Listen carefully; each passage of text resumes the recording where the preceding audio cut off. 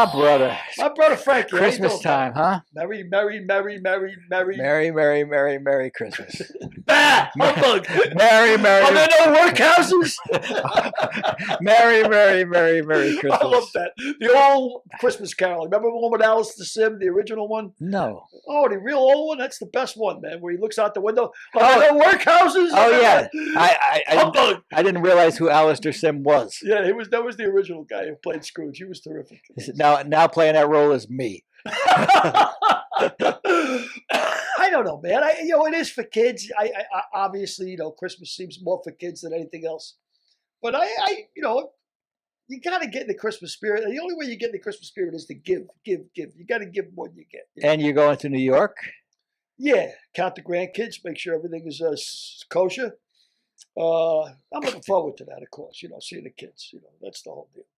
That's the whole deal, indeed. And my daughter gave me a list yesterday of what they not expect, but what they want. Yeah.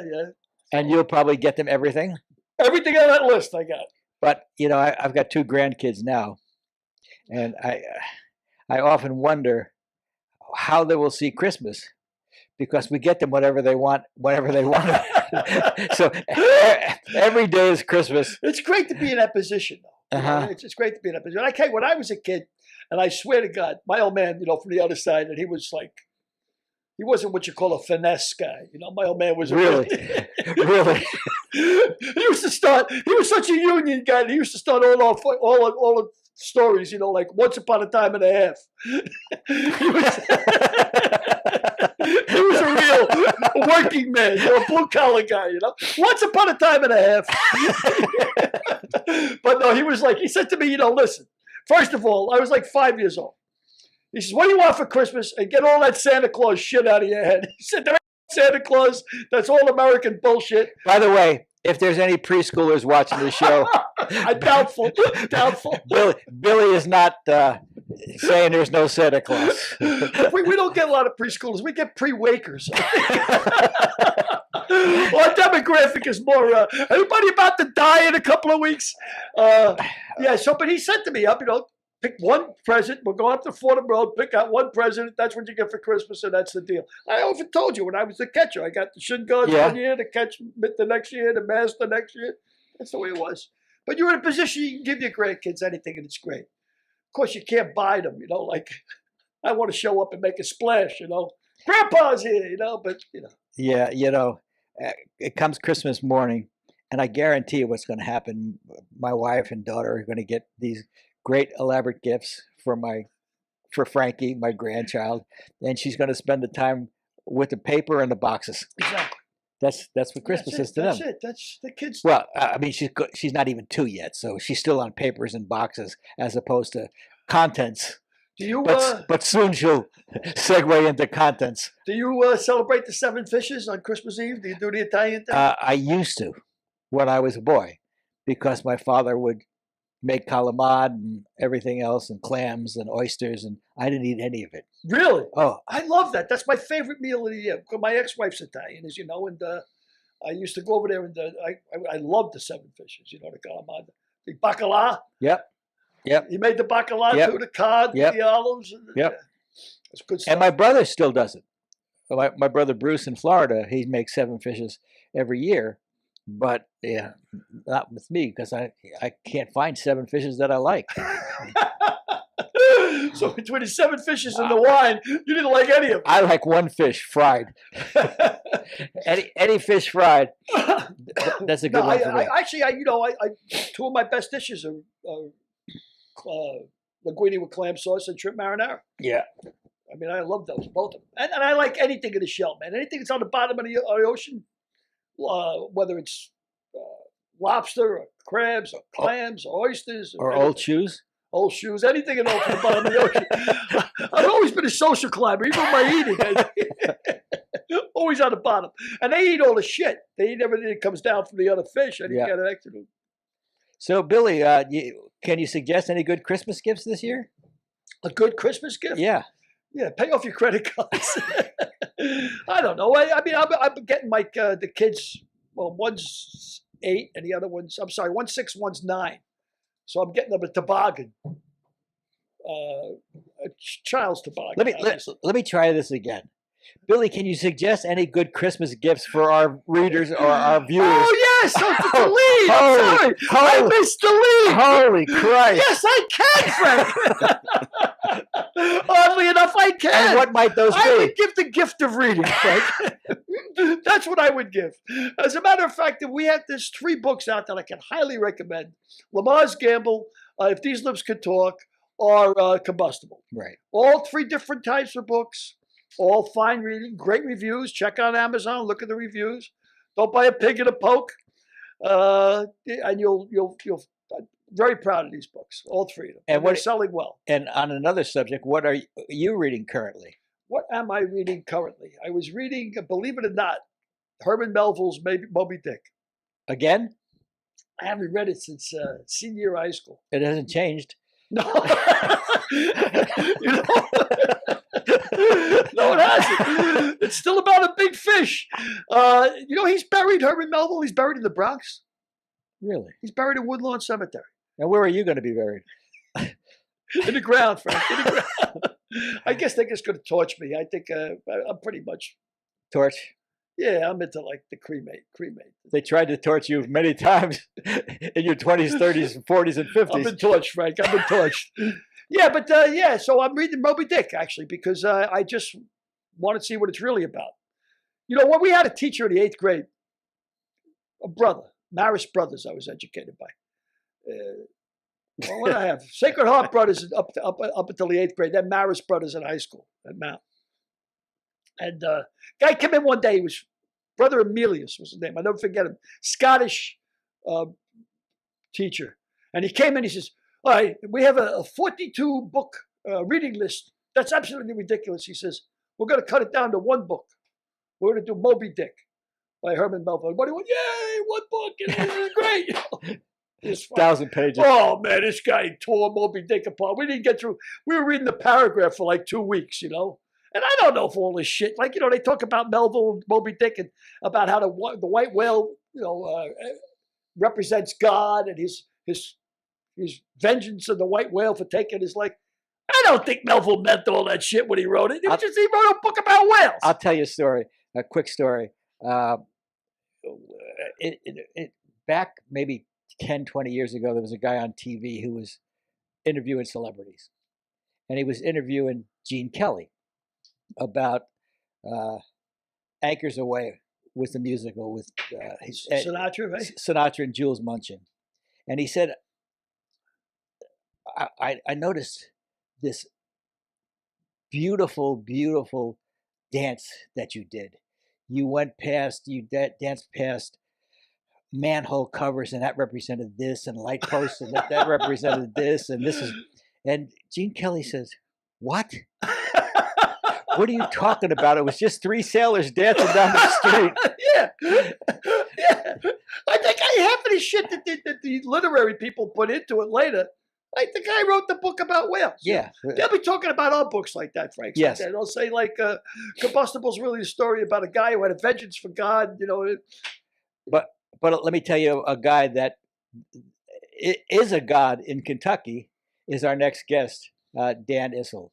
What a great career he's had. Love to watch him play, man. He was like he was a blue collar guy. A blue collar basketball player. Yep. If anything was he was like, in a way, he reminded me of Bird, that he couldn't jump that good, couldn't run that fast, but all he did was like score points like a machine. I mean, the guy was incredible. Yeah. The amount of points he scored. I'm going to guess that he could jump better and run faster than 99.9% of people on the earth today. Oh, without a doubt. So, yeah. And even in his profession, he got up there. That's like this sportscaster Colin Cowherd says, "Well, so-and-so is not a great athlete." Fuck you. He's playing in the NBA. I mean, he's playing in the NFL. He's not a very athletic quarterback. He's playing in the NFL. Baker Mayfield is not a great athlete. Yeah. Mac Jones is not a great athlete. Screw you. Well, they say the guy at the end of the bench, the guy who never even gets in the NBA, is better than just about 99% of all the college players. I mean, for sure. For sure. Just to make the cut. Yeah. So let's get Dan Issel on. Yeah, great, man. I'd love to meet Dan Issel. Can we get Dan? There he is. How are you, my friend?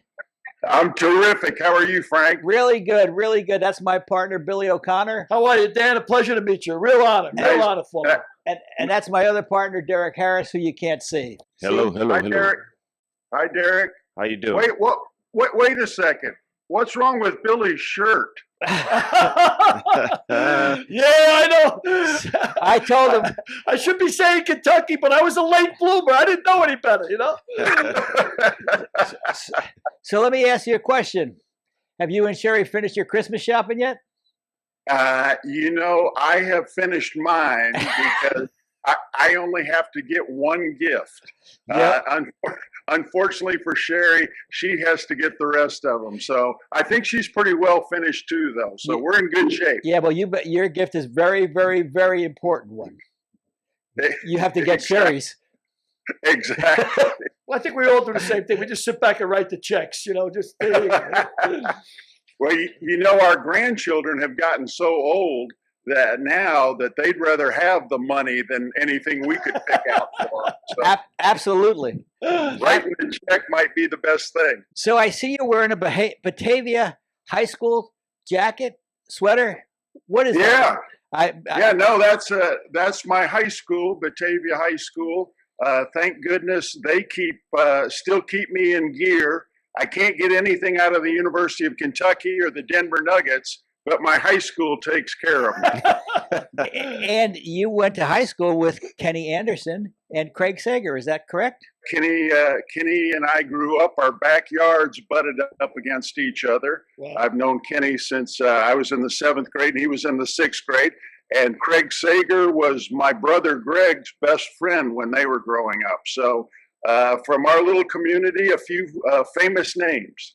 And for the uninitiated, Kenny Anderson was the quarterback, and I can't believe he's not in a Hall of Fame yet, for the Cincinnati Bengals. And Craig Sager was the TNT sports announcer, who recently passed away within the last 2 years of cancer. So that's quite a high school. I remember you telling me you and Kenny Anderson used to play catch across the fence in the backyard. Yeah, we played.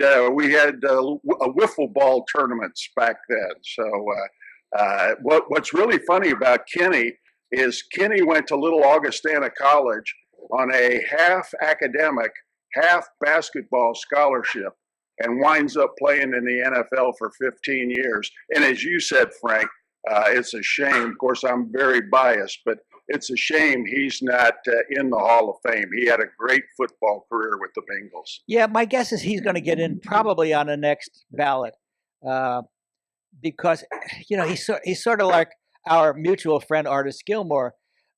You were voted into the Hall of Fame in 1993, and you played concurrently with Artis. He was your teammate and then a foe, and it took Artis to 2011 to get in. And I would talk to Bill Walton, and I would talk to Kareem, and they would say, "What do you mean he's not in?" And I think Kenny Anderson is sort of the same thing. He's a way overlooked superstar, and he belongs in a Hall of Fame, and he's deserving of being in a Hall of Fame. And I think it's a shame that he's not in yet. And you talk about Artis, and Walton, Kareem only had to play against him a couple of times a year. I had to guard him for 4 years. I had to guard him every day in practice with the Colonels. Wow. That's some task, guarding Artis Gilmore. Yeah. Guarding you was no bargain either. Boy, that's for sure. I think when you retired, you had the 4th leading scorer in the ABA and the NBA combined, behind Kareem, Julius Erving, and Wilt Chamberlain. Is that correct? I believe so. I've gone a little further down the line now, but it's nice that people recognize those ABA numbers, because I think the last 3 or 4 years of the ABA, and Artis will tell you the same thing, we had as many great players and were playing as good a basketball as they were playing in the NBA. Yeah, it surprises me that the NBA now is the only league that doesn't recognize the ABA statistics. Major League Baseball is incorporating the Negro Leagues. The NFL automatically absorb the AFL stats into their leagues. And I know Julius Erving has been trying to get the ABA stats included. What's your take on that? Well, there were a lot of things when the merger took place in 1976. There were a lot of things that should have happened. Getting the statistics included, getting us ABA players service time for our retirement for our years in the ABA. But at that point, Frank, the ABA was just thankful that we weren't folding the whole league, that the NBA was accepting some of the teams, 4 of the teams. I think we didn't have things established then that should have been established at the time of the merger. Well, the ABA, I mean, in my opinion, I'd like to have yours, of course. I think it sort of revolutionized the NBA. I mean, it changed it so much, not just the three-point shot, but they used to draft underclassmen, right? What was the big drawback? The television contract? Why didn't it just, I mean, it exploded, but it didn't explode until it really merged, right? Yeah, no, 100%, Billy. The ABA was never able to get a television contract. We played in smaller venues, in smaller markets, and so without a TV contract, we didn't get as much exposure. But you're absolutely right. The ABA, the three-point line, the wide open, getting up and down the floor. The NBA at that time just walked the ball up the floor and tried to pound it inside. Even the All-Star celebration, that all came from the ABA. The first slam dunk contest ever was in 1976 in the ABA All-Star game with Julius Erving and Artis and David Thompson and a few others. And so, and as you said, we took players early. The NBA still had a rule that they couldn't draft you until your college graduated. It didn't matter if you went to college or not. They couldn't draft you. And, the ABA would take an 8th grader if they thought he could play. So, and that's why we got great players like Doc, like George Gervin, Julius Erving. We can go just down the line. And, a lot of great players early came to the ABA. I was at that 76 All-Star game in Denver. I was there as a guest of artists. I was doing some work in Denver at the time. And of course, wherever artists went was in a city. If I was there, I would go to the game. And it was amazing to see that group, that collection of talent at the All-Star game. It was unbelievable. If you remember, Frank, what happened, I think at that point we were down to only 7 teams in the ABA. And so on a specific date, the team that was in first place would play against the all-stars of the other 6 teams. And so the Nuggets were in first place. And so our team with David Thompson and Bobby Jones and some of the others played a collection of the great ABA players in that game. And just to show you how teamwork works, I think we beat them by about 20 points. Wow. Yeah. Chemistry and teamwork. Yeah. That's And going back to 75, 74, 75, I think the 74 Colonels, the 75 Colonels, and your Nuggets were the equal to many NBA teams and probably better. Probably the 75 Colonels probably could have won the NBA championship if the merger had occurred by then. Yeah. I'd like to think the same thing. When you look at the Hall of Famers on that team, Frank, not only did we have Artis, who is a Naismith Basketball Hall of Famer, we had Louis Dampier, a great three-point shooter who's also in the Hall of Fame, and our coach was Hubie Brown. And so that was a great team. And our owner challenged the Warriors, who won the NBA championship that year with Rick Barry, to a game to decide who was the better team. But of course, the Warriors would have had everything to lose and nothing to gain, and so they politely turned that game down. Yeah, the ABA, in my recollection, was sort of like watching somebody on ice skates playing basketball. I mean, you guys were up and down the court, and like you said, the NBA was like they'd walk it up, push it into the center, push it back out. It's very much like the AFL NFL merger, where the NFL was 3 yards in a cloud of dust, and the AFL opened it all Yep. up. You're absolutely right, Billy.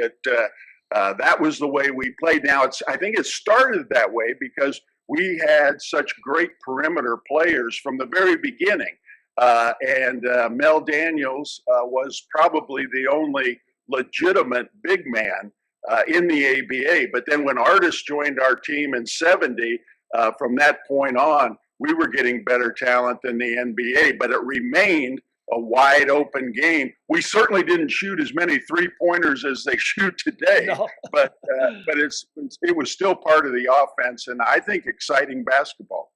Oh, great basketball. You talk about the NBA today. Do you feel that the game has changed mightily since the days you were playing? I think it has changed quite a bit for 2 reasons, Frank. I think today's athletes are just, it's unbelievable. The things they can do physically far exceed what we were able to do back then. However, because of that, I think a lot of these kids don't take the time, or they're not made to take the time to really play the fundamentals, to learn the fundamentals, learn how to play the game. And so as a result, I think it's to watch it. It's very pleasing to watch these great athletes perform. If you're a basketball purist, I was watching a college game last night, and I had to turn it off. All they did was shoot 3-pointers, and it was boing, boing, boing. And so some of this basketball today is hard to watch. Yeah. Going back 15 years ago or 20 years ago now, when Coach Wooden was alive, he even said then he didn't even like to watch the men play, that if he wanted to watch the purity of basketball, he would watch the women play. He said the women's game is more like the game that I taught. Wow. Come from John. I think he's absolutely right. The girls, and this goes back to the physical aspect of it, the girls don't play above the rim. At least most of them don't play above the rim. But if you watch a girls' game, a women's game today, either the WNBA or college, I think Coach Wooden's right. They seem to be a lot sounder fundamentally than the men do. What do you attribute the fact that the athletes are bigger and stronger now today? You think it's because of personal trainers or the equipment they have in the gym? Like you said before, if I watch the NBA now, it's like you give it to the superstar. There could be 4 guys on him. It don't matter. He's going to score. He's going to shoot. He's going to shoot no matter what. Yeah, or probably score. But I always thought college. Watching college is more pass. More fundamental basketball. But what do you attribute the fact that these guys are bigger and stronger? And you think it's just better training facilities or personal trainers, or what is it? I think it's a couple of things, Billy. I think the human race has evolved, and we're just bigger and stronger than humans were 30, 40, 50 years ago. My granddaughter plays volleyball, and I go to these national volleyball tournaments, and I can't believe. There's a gym full of girls that are 6'4" and 6'5". It's just amazing. And then the other thing is, you say, training is much better today. The nutrition, the weightlifting. I never lifted a weight in my life. Other than ours. The biggest thing, the heaviest thing I lifted was a 12-ounce Budweiser. So it's much different today for sure. By the way, that reminds me, you and Billy have met in the past. Well, we didn't really meet, but I believe I've seen you a couple of times. And there's a bar in New Orleans called Pat O'Brien's, which is one of the oldest bars in the country, and one of the busiest. And when you guys used to play the Jazz, I was tending bar there. in the main ballroom, and I believe I saw you there a couple of times, just a couple of times. And you know what? You might be right, Billy. You might be. yeah, Hot Rod Huntley was the voice of the Jazz at the time, and he was a regular in there. And I believe you came in a couple of times when you were playing the Jazz. Yeah. And Butch Van Bredikoff, I think, was the coach of the Jazz at them days, I think. Yeah. If I remember correctly. Yeah. But you were always a standout guy, man. Tell me those early years, man. I used to go out and see the Nets play out in Long Island. And it was a real dump, the gym. I remember they used to play in Hempstead. At Hempstead, Long Island. Yeah, I used to go out and see Dr. J play, just because I wanted to see basketball. And you guys must have had some rough journeys in those early years with the ABA. Well, we flew coach. We stayed in motels where the doors opened to the outside. I think when I first went to the Colonels, we got $12 a day per diem. Wow. It was a real treat to watch artists try to fly those Piedmont airplanes. How he did it, I'll never know. But Billy, you forget about all of those bad things, and you only remember the good things. I remember there was a place that we played the Nets. It was called the Long Island Garden. Uh-huh. And that, I don't know if you remember that place, but it was a toilet. It was so cold in there. The guys on the bench brought their overcoats out of the locker room. And so when the coach put you in the game, you not only had to take off your warm-ups, you had to take off your coat too to get into the game. But wow. But you forget, and Louis and I, one night we're playing in Dallas. The Dallas Chaparrals, who moved to San Antonio and, of course, became a very successful franchise. But one night, we're playing Dallas during the national anthem. Louis and I counted how many people were in the crowd. So that tells you what the early days of the ABA. Well, also in the early days of the ABA, and probably even until the mid-'80s or even the '90s, if you played a game the night before and you had a game the next night on the road, you had to take the first flight out in the morning.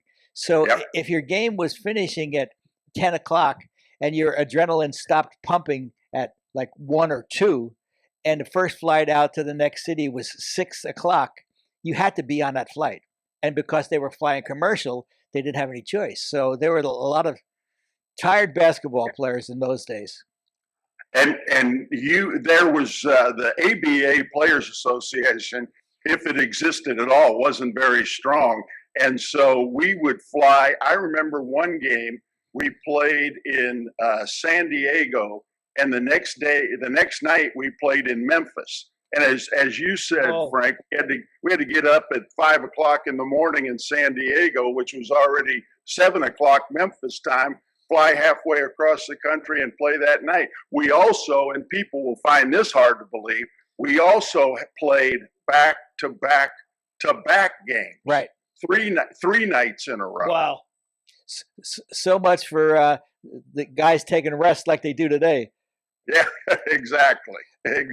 And artists told me that you also had to wash your own uniforms in those days.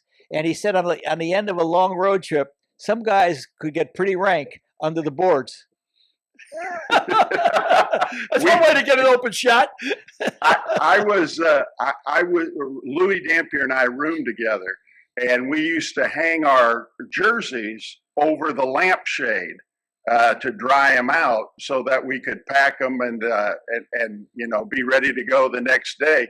But you're right. By the end of a 3 or 4 game road trip, those jerseys could stand up by themselves. You didn't have to put them over a lampshade. Was that, in the early years in the AFL, they said that, these guys were worried about their checks bouncing. Was there any race to the bank to get the checks cashed in them days? I was always blessed. I played with 2 of the most sound financial ABA franchises, first here in Louisville with the Colonels, and then the last year in Denver. So I didn't have to worry about that. But I will tell you a quick story. I was traded to a team from the Colonels. I was traded to a team called the Baltimore Claws. And I was in Baltimore for 10 days. It was the old Memphis franchise. And they never paid the Colonel's owner for my contract. And so after 10 days, I was on my way to Denver. Thank goodness, because, I played 10 more years with the Nuggets.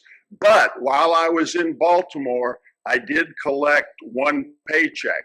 And I used that paycheck to open my first account in Denver. And that check bounced higher than a bat. And you had no recourse. I did have one bad check. The Baltimore Clause, huh? Who'd have thought?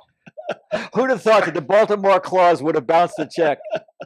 That's incredible. Hey, Dan, I've heard several theories about this, but why do you think the Colonels weren't incorporated into the NBA merger? I think the owner at the time was John Y. Brown. Of course, John started Kentucky Fried Chicken and several other national franchised restaurants, and was governor of Kentucky for 4 years. And John, I think, felt, it was a pretty hefty price, Frank, to go into the ABA. It was a $4 million fee.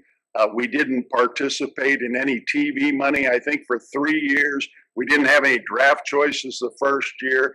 And so I think John thought fiscally it made more sense. Of course, he sold Artis to the Bulls, sold Louis to the San Antonio Spurs. So instead of writing out checks, he put money in his pocket. And I think at the time, it probably was the smartest thing to do financially. But if John had known that franchise would be worth about $2 billion today, he might have had other thoughts.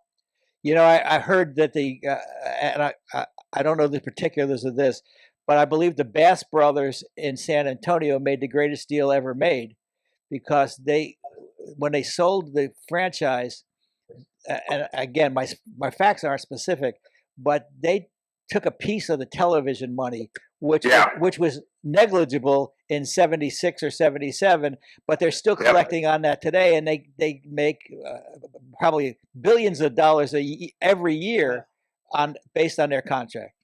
Yeah, it was, Frank. It wasn't San Antonio; it was St. Louis. St. Louis. Okay. Yes, you're right. The spirit of St. Louis, because John Y. had these players that he could sell to the NBA, like Artis and Louis. And the two brothers in St. Louis said, well, wait a second, we don't have anybody we can sell. We need something out of this. And they were given, because there were 7 franchises at the time, they were given 1/7 of each of the 4 teams that went in their TV money. And as you said, it's wound up to be, close to $1 billion. Back end. The famed back end. Yeah. Frank talks about that often in television. It's considered the greatest sports deal ever made. It's really? The Bass brothers in St. Louis. Wow. That's incredible. Yep. So, Dan, I know Artis played against Wilt. Did you play against Wilt and Russell? And what was that like if you did? I didn't play against Bill. I only played against Wilt one time. And that was toward the end of the ABA, without being okayed by the NBA or the ABA. The Players Association got together and played a couple of all-star games. There were 2 of them, and I only played in one, but it was in, I believe, the Nassau Coliseum. And I did play against Wilt in that game. And I'm just thankful I only had to play against him once. Wow. Because Billy's a big Wilt fan.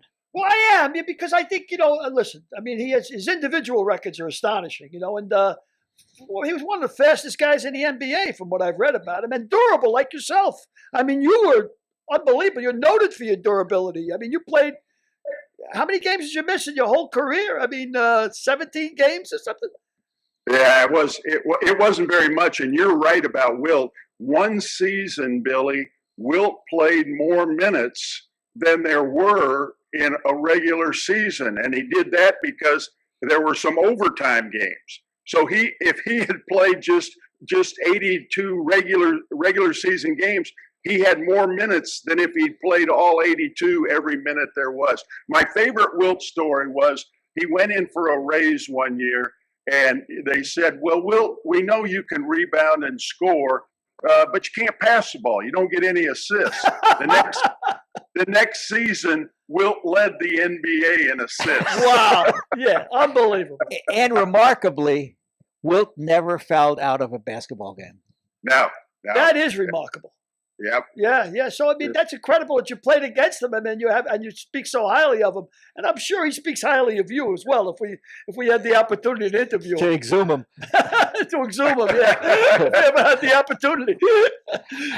Who are some of the other great basketball players that you played against, and how would you assess their abilities to play in a league today? Yeah. Well, I played. I think I played over 60 games against Kareem, and I have great respect for Kareem. He was the general population didn't understand what a great guy Kareem was. I remember when I first went to Denver, there was a player there that played in the ABA by the name of Byron Beck, and Byron Beck and I were about the same size, had the same coloring, and so we're playing the Lakers the very first time. And Kareem and I are lined up on the free throw line, and Kareem looks over at me and says, "Hi, Byron." Well, he knew who I was, but he was just giving me a hard time. And one time we're playing in McNichols, and I get the ball on the wing right in front of Pat Riley. Pat Riley's coaching. Pat's behind me, and I can hear him saying, "Don't go for the head fake. Don't go for the head fake." Well, I gave Kareem one of my best. And Kareem jumped, and I went around him and dunked. The next 3 times down the floor, Kareem dunked on me. And so there was never anything said, but I got the message loud and clear. So I would have to say Kareem's the best. The guy that I had the most trouble with was Moses Malone. Wow. Because I could go out on the floor and I could make a 15, 18-foot jump shot. And it wasn't that these big guys couldn't do it. They just, they weren't used to doing it. They didn't have to guard somebody like me. But Moses Malone had the quickness. He could come out on the floor and cover me. And so he would be one I'd say that gave me the toughest time. He came into the league. He was only 17. Is that right? Yep, came right into the ABA. With I believe the Utah Stars. Utah Stars, correct. 17 years old. Yeah. You talked before about your head fake you gave to Kareem.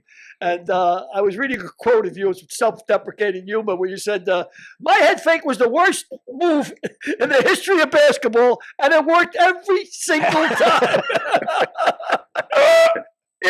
Billy, if people had stopped going for that head fake, I never would have sniffed the Hall of Fame. I'll tell you that. Sure. How about Julius Erving? Julius is unbelievable. I would say outside of the centers. Of course, I thankfully never had to guard Julius. But outside of the centers that I played against, he would be. Now, I only played against Michael Jordan twice. His rookie year was my last year, so I only saw him once in Chicago and once in Denver. But Julius is the best I've ever seen. By the time he got to the NBA, and was playing with World B. Free and Moses Malone and George McGinnis, he kind of tempered his game. But I saw Julius do things early on in his career in the ABA that I've never seen anybody do before or since. He had hands. I mean, he holds a basketball like the rest of us would hold a volleyball. And one of the proudest moments is when I went into the Hall of Fame, and you said, Frank, in 1993, in that class, which until recently, when Kobe went in and Tim Duncan and that class, this was arguably the best class in the history of the Hall of Fame. But Julius and I went in together in 1993, and we were the first two players who started our careers in the ABA to be inducted. So that was really a proud moment for me. Well, after my Artis' junior year at Jacksonville, where as you know I went with Artis. Artis went up to a camp in Massachusetts, and he came back from that camp, and he said, "I have seen the greatest player that I have ever seen in my life." And I said, "Who was that?" And he said, "Julius Erving." I said, "Who?" Yeah. I said, "Who?" He said, "Mark my words, you will never say who after you see him play." Yeah. And I want to guess, you guys' first 5 years were all spent in the ABA. If you guys, those were probably your best years. Would you think? I mean, I don't want to say they were wasted in the ABA because you guys reached a point where you guys could play with anybody. But as far as contemporary history is concerned, I think your best years were spent in the ABA. Of course, you had great years in the NBA, as noted by your Hall of Fame careers. But do you think that's the reason why yourself, Artis, and Alex English were not voted into the top 75 players of all time? Yeah, I think I don't know why Alex wasn't, because Alex was in the decade of the 80s, 1980 to 1990. Alex English was the leading scorer in the league for those 10 years, and that was all NBA. I think you're right, Frank. I think people really today don't understand how good the ABA was, and as I say, the NBA doesn't even recognize our stats, and so Artis and I in something like that would only be judged from the time I went to Denver and the time he went to Chicago. And so I kind of understand that. And it was, I thought the top 75 was heavily weighted toward current or recent players. But a guy like Alex English, there's no way in the world Alex English isn't one of the top 75 NBA players of all time. I think you're right, Dan. It's so subjective, the top 75 players of all time. I mean, recency bias. Yeah, recency bias. Like I can't even understand when they mention the GOAT, the greatest of all time. I never even heard anybody mention Wilt, but notwithstanding that, for your own modesty, I mean, you're talking about guys in the ABA like Moses and Gerwin and Dr. J and Artis. And yet you were the ABA NBA All-Star game. You would have voted the MVP. But yeah. Dan can stay with any of them. Without a doubt. I'll tell you right now, Dan can stay with anybody. I've known of Dan since his great years at Kentucky. I mean, I believe Dan's by far the most famous athlete ever to come out of University of Kentucky. Football, baseball, basketball, and they've had a tremendous legacy of Kentucky basketball. But the list of greats starts with Dan Issel. Without a doubt. I should apologize for my sweatshirt, I guess. It's a UF on it. I should have thought better of that when I threw it on. But yeah, Kentucky basketball. I mean, Adolph Rupp. I mean, you played for Adolph Rupp. You played for UB Brown. You played for Larry Brown. Who was the best coach you think you ever played for? Billy, what I've always said is I learned different things from different people. Coach Rupp was a strict disciplinarian. I mean, we couldn't, if you can imagine this, we couldn't talk during practice. The only thing you heard during practice was the bounce of the ball, the squeak of the shoes, and his voice. That's it. And work and from him, I learned the importance of hard work and dedication. And one of his favorite sayings was, "The harder I work, the luckier I get." So I learned that from Coach Rupp. From Hubie Brown. Hubie Brown was the most prepared coach I ever played for. And artists will tell you the same thing. This is long before analytics and film study and things like that. When we went in to play a game, a team, Hubie would have on the board, we ran this play for artists 12 times the last time we played this team, and we scored 8 times. We ran this play for Issel 8 times, and we scored twice. So don't throw the ball to Issel. Throw the ball. And so he was the best prepared. Larry Brown was the best teacher I ever played for. So I've always thought that's why Larry was better suited for the college game than the pro game. But as you say, I was blessed to play for some great ones, and I think I took a little bit from each one of them. Well, I would be remiss if I didn't mention Jacksonville, and because your team styles, as you said, were so different. At Kentucky, you couldn't talk, and at Jacksonville, we were running drills to music. And when we were fortunate enough to beat Kentucky at Ohio State and to make our play to be in the Final Four, how did Coach Rupp react to you guys losing to Jacksonville? Well, Coach Rupp, it was very important. Coach Rupp was very competitive, and winning national championships at the end of his coaching career, winning national championships was the only thing that mattered to him. And he had come close a few years earlier when Kentucky was beaten in the finals by Texas Western. We thought we had a pretty good chance to win a national championship that year. And so, Coach Rupp took that loss pretty hard, not because of the situation and, that one team played music at practice and the other team didn't, and the other team had a lot of African-American players and our team didn't. He took it hard because all he wanted to do at that stage of his career was win national championships. Wow.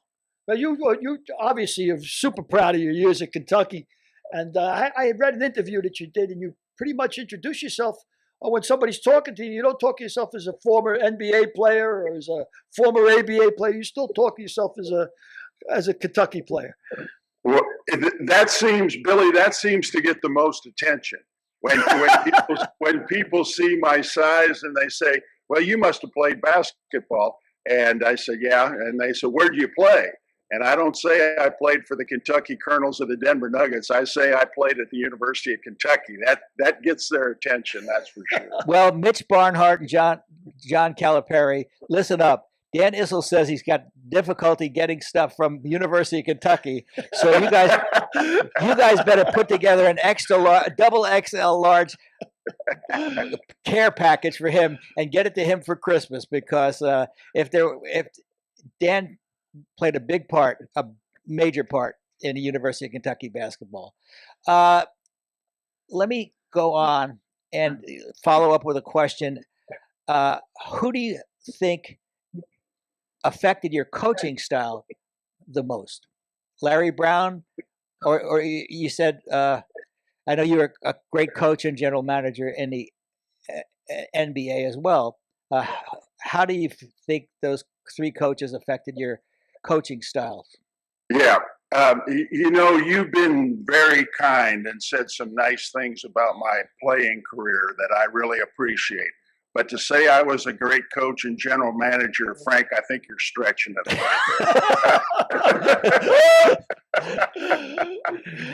little. When I coached, I really tried to coach like my longtime coach, who's not in the Hall of Fame, and that's Doug Moe. Doug, when we were on the floor, that was the most important thing, whether it was practice or in a game. That was the most important thing. And Doug could call you every name in the book. But when you went off the floor, he was just one of the guys. He could scream at you during the game and go out to dinner with you after the game. And so when I was coaching, that's what I tried to be. I tried to be tough on the players when we were on the floor, But once we were off the floor, then I'd not be their friend, but at least have a good relationship.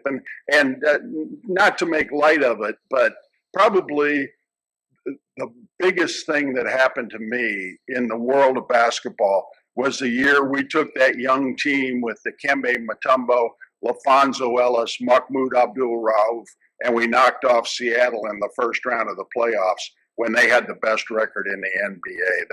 That still is very special, and I stay very close to a lot of those players. You talk about trash talking. I believe a lot of people are known for trash talking. Probably the most famous trash talker, I believe, was Larry Bird. Is that true? He was. If he wasn't the top one, he's in the top three. I had heard the same thing, that Bird was a real trash talker. So what? How do you define trash talking? Can you give us some examples of it? Well, you can use any words that are appropriate. First Amendment guys here. Just open up. No worries. Well, I can't think of of course, I didn't have to guard Bird either, so that was a blessing. But I don't think I ever heard in those days a lot of profanity. It was just, did you see what I just did? And I'm going to come down next time and do it again. And so I think Larry Bird was a great trash talker because he could back it up. I see guys today, whether it's on the basketball court or on the football field, and they make an ordinary play and they jump up and start pounding their chests and say, look at me. And, I'm not that impressed with that if that's the only play they make the entire game. So to be a good trash talker, you have to be able to back up what you're talking about. That reminds me, you talk about the NFL. How can guys celebrate and hit their chest when they're 3 touchdowns behind when they make blows my mind. That blows my mind. You had an incredible work ethic. Everybody talks about your work ethic. When anything I read about Dan Issel, incredible work ethic. How many hours a day? Were you a gym rat all your life? How many hours a day did you spend in the gym when you were a kid?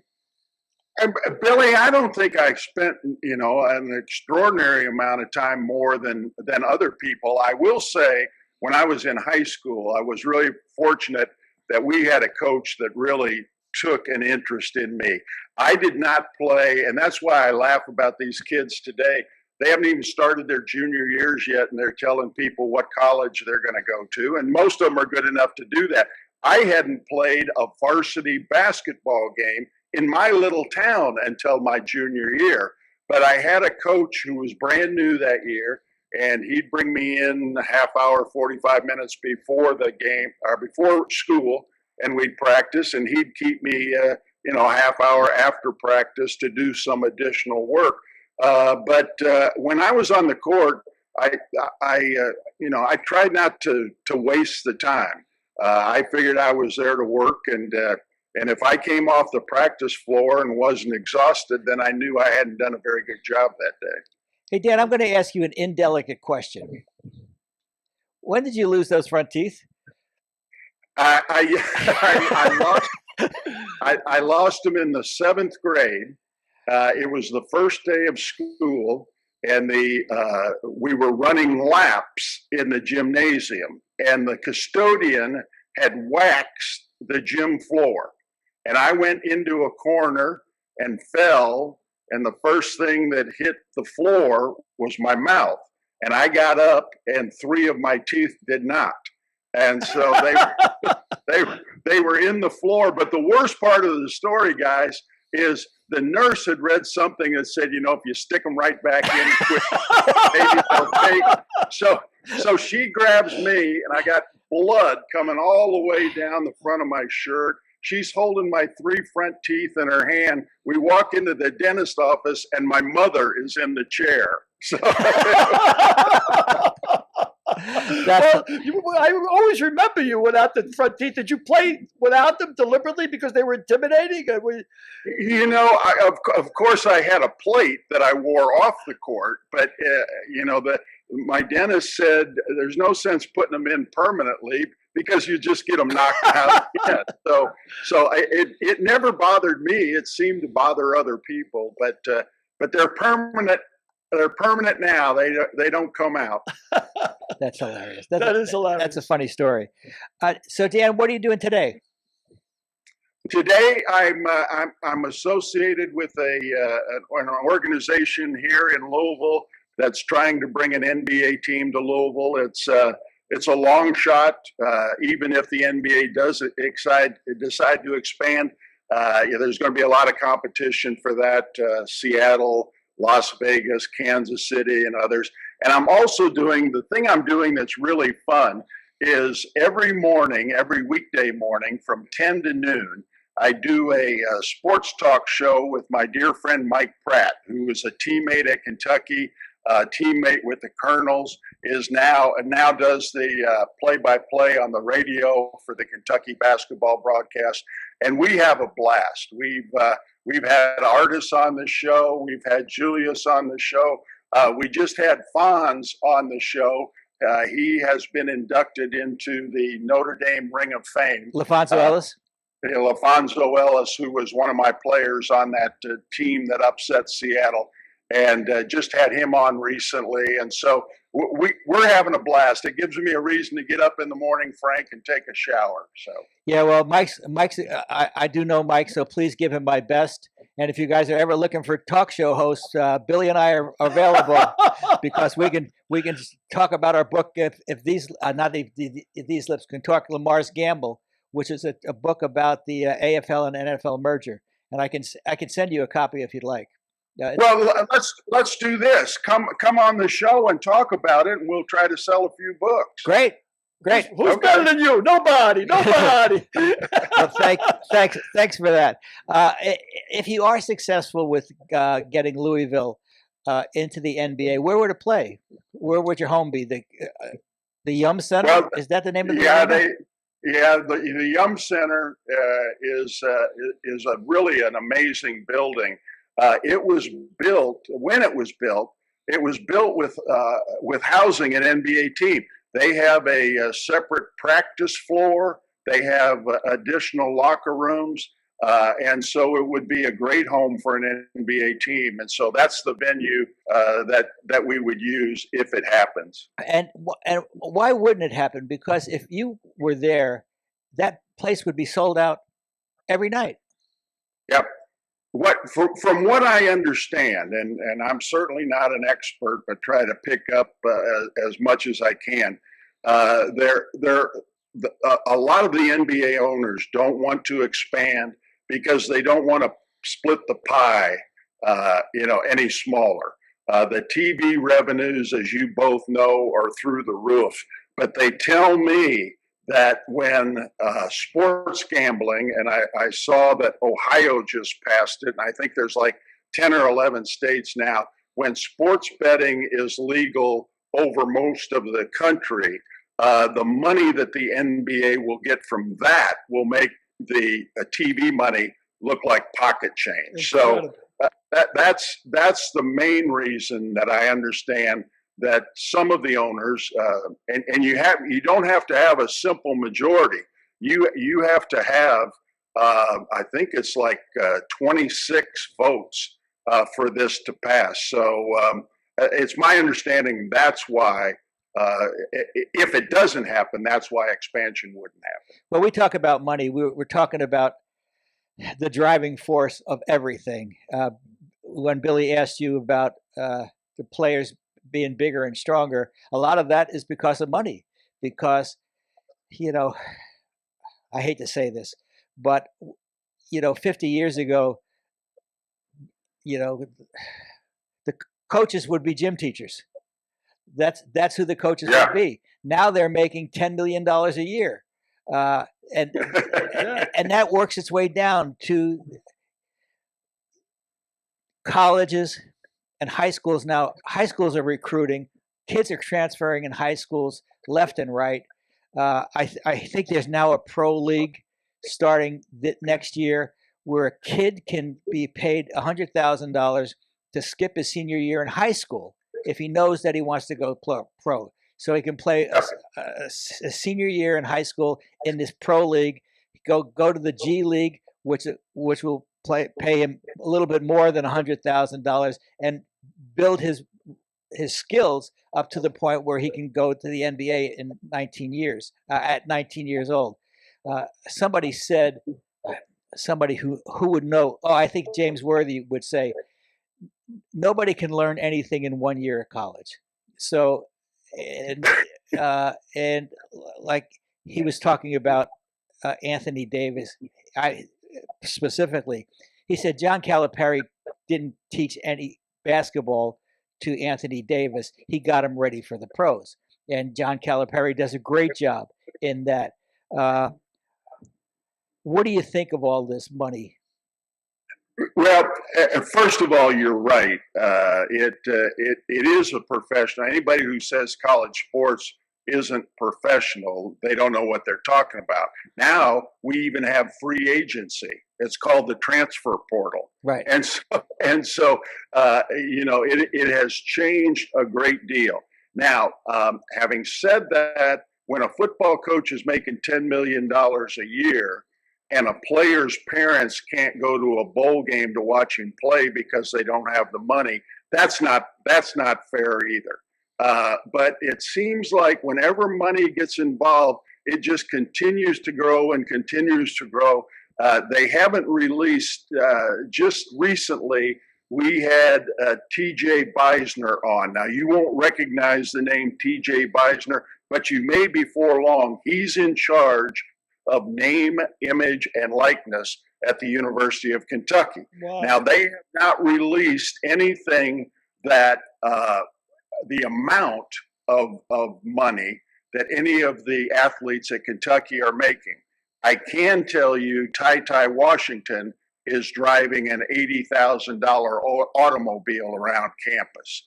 And so whenever, there has to be something, but it seems like whenever something gets done, then it just explodes. Yep. So I don't know where it's going to end, but it doesn't surprise me. If college kids are getting paid, why couldn't high school kids get paid? High school kids are getting paid. Oh, they really? Yeah. They are getting paid because now they're involved in this name and image and likeness. So as it flows downhill, some college kids, I think high school kids at local high schools like Sierra Canyon High School, where LeBron's son goes and where Scottie Pippen's son went, and I believe Wade's son goes there. They've got pockets full of money, and like Shaq said to his kids, "We aren't rich. I'm rich."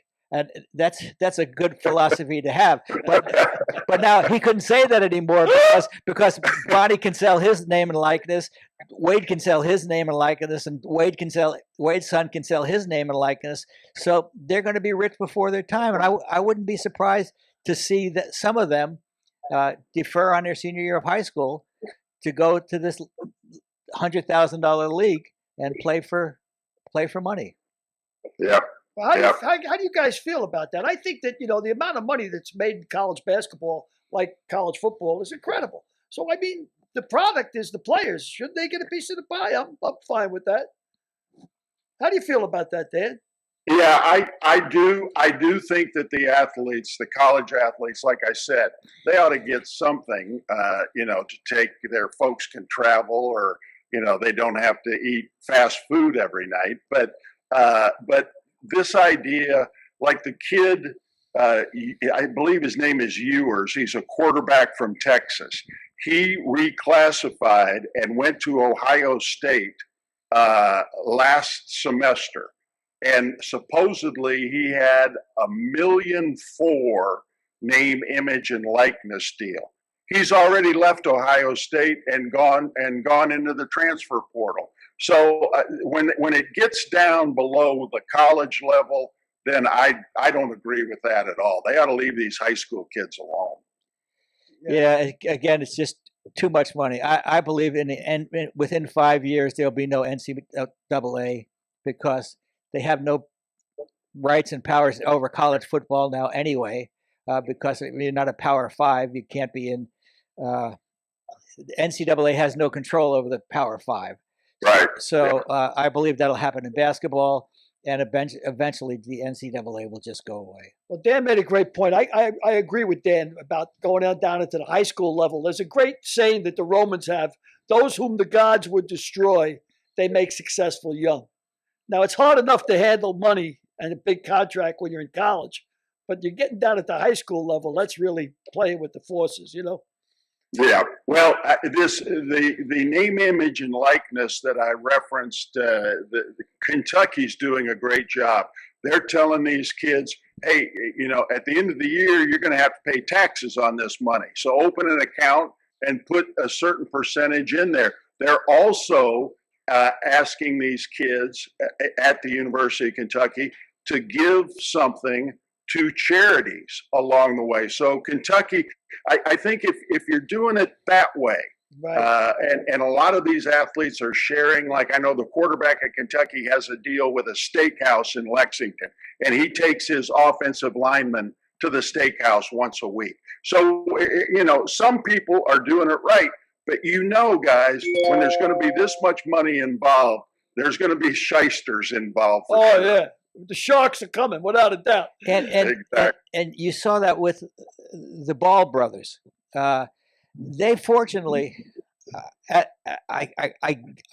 guess, their Ball brothers' father is going to be sort of like a model father for the future for his kids, because he took his boys out of school and he made them play professionally in Lithuania or wherever. And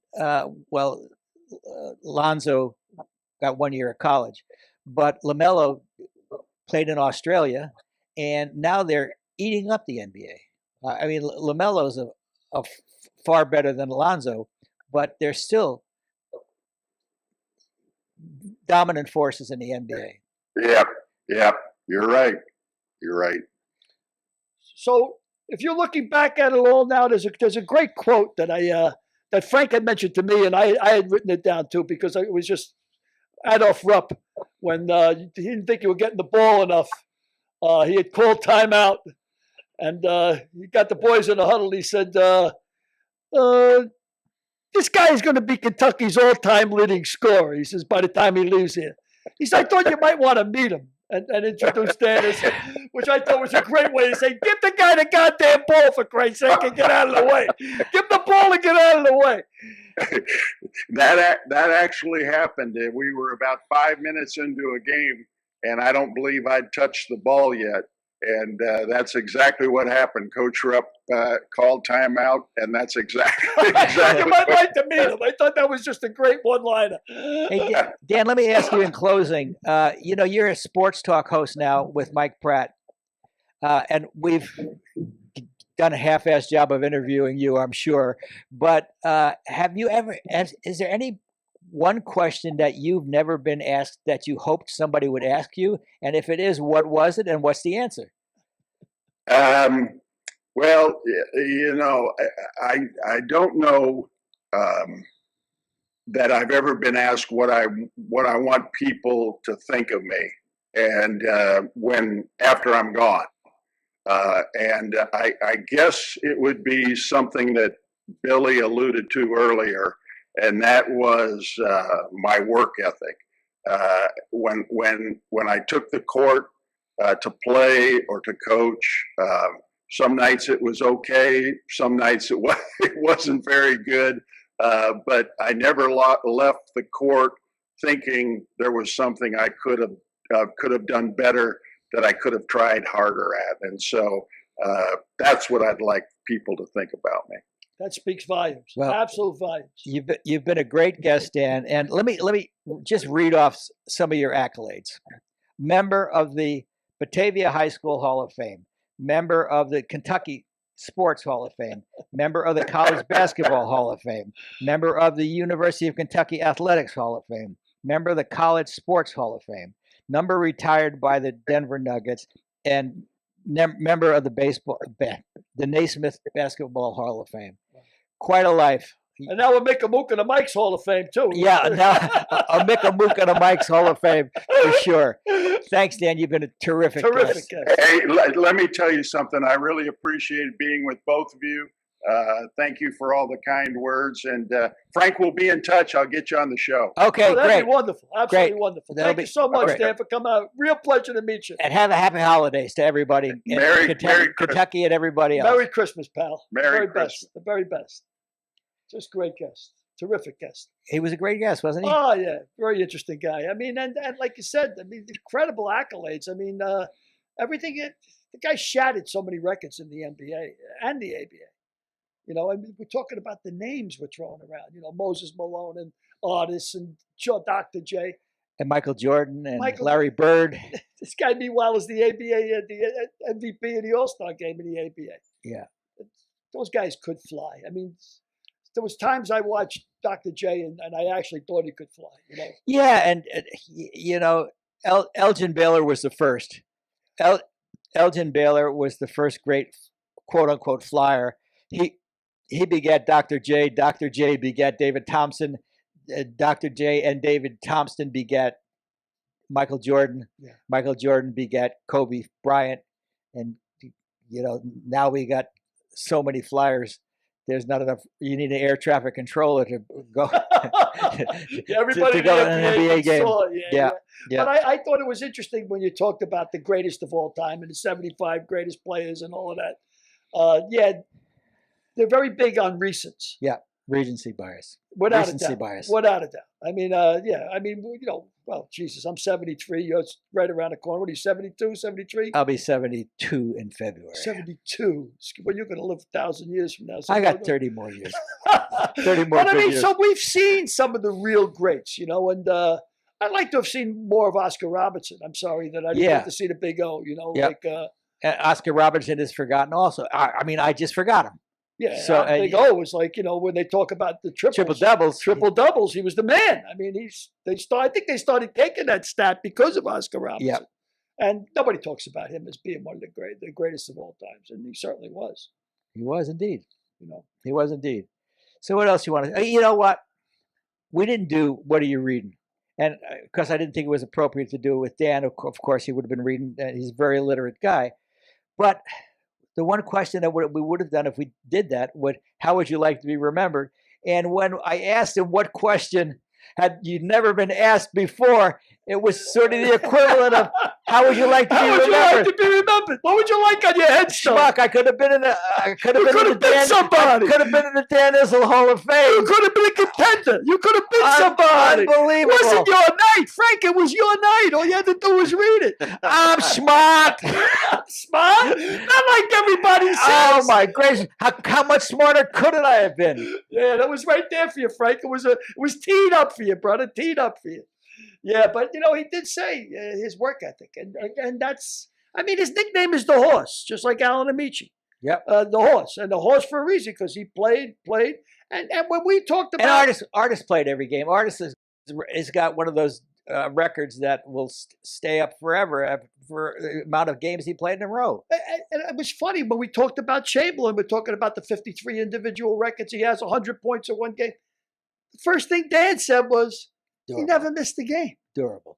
Durable. Yeah. Rod Carew always talks about consistency and durability, consistency and durability. He wants a guy that goes out there every day and does it right. And that's what. Let me ask you a question as Artist's friend and agent. The big guys, of course, you know, the wear and tear on their knees and their bodies running up and down the court. How is Artist's knees?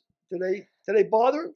Artist's knees are fine. I mean, he's had a couple of knee operations, but, you know, just over the course. I think the bigger thing with big men, and Artist has thankfully escaped it, is their hearts. Wow. So many big men have passed away very early in life. Wilt, Moses Malone. Well, I couldn't pass a high school biology test, but I'm assuming that the heart, the organ is the same size regardless of the size of the man.